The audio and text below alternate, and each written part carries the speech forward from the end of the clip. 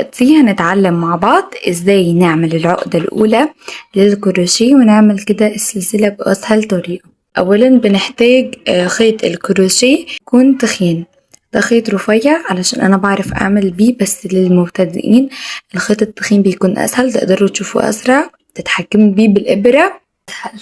تمام، أسرع معاكم يعني. تمام، والإبرة طبعا بتجيبوها معدن أو بلاستيك على حسب انتوا بتعرفوا تعملوا بايه.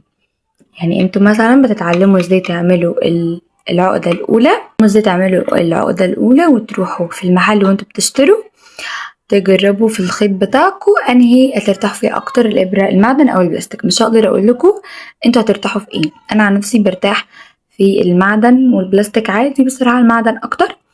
هتجيبي بقى إبرة مقاس 5 سنتي، دي 3 سنتي 3 سنتي ونص عادي انا بعمل بيها، بس انا بقولكوا 5 سنتي هتبقى اسهل معاكم، في نفس الوقت فيما بعد لما تطوروا فيه هتبقى اسهل برضو معاكم. تعالوا بقى نقول بسم الله ونتعلم ازاي نعمل العقدة الاولى.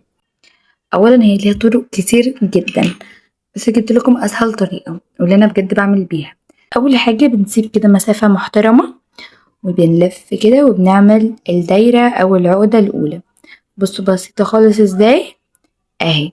الخيط اهو بمسك كده حتة صغيرة والفها اجيبها على الخيط اهو. تاني هو اهو الخيط اهو، انا ما عملتش حاجة، انا حطيت صبعي بس وجمعتهم كده مع بعض. هقوم لفة ايدي واول ما الفها هجيبها كده اهو على الخيط، واخد الخيط ده كده من جوه واشد. دي اصلا بتبقى اسهل ماشي من العقدة التانية، وبصغرها وكبرها على قد الإبرة.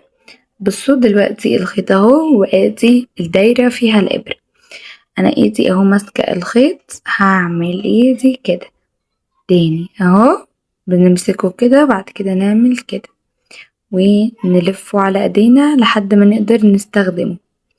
نقرب بقى كده شوية، خلي السنة بتاعها على ناحيتي على وشي انا، ظهرها على الخيط، وهلف كده، مش هلف كده على ناحيتي، لا انا الخيط عامله كده، يبقى الف من ناحيه الشمال واجيبه ناحيه اليمين، وانا بلف للشمال تاني السهم تاني، معلش تاني اهو، هلف كده ناحيه، انا الابره اهي خليها ناحيه الشمال والف على اليمين، وبرجع تاني الف. بصوا ايديا بلف على الشمال وانا بلف السهم هيمسك في الخيط اهو، واطلعه من الغرزه الاولى. اول ما بلف هيطلع بسرعة، تاني نلف وينزل بسرعة تاني.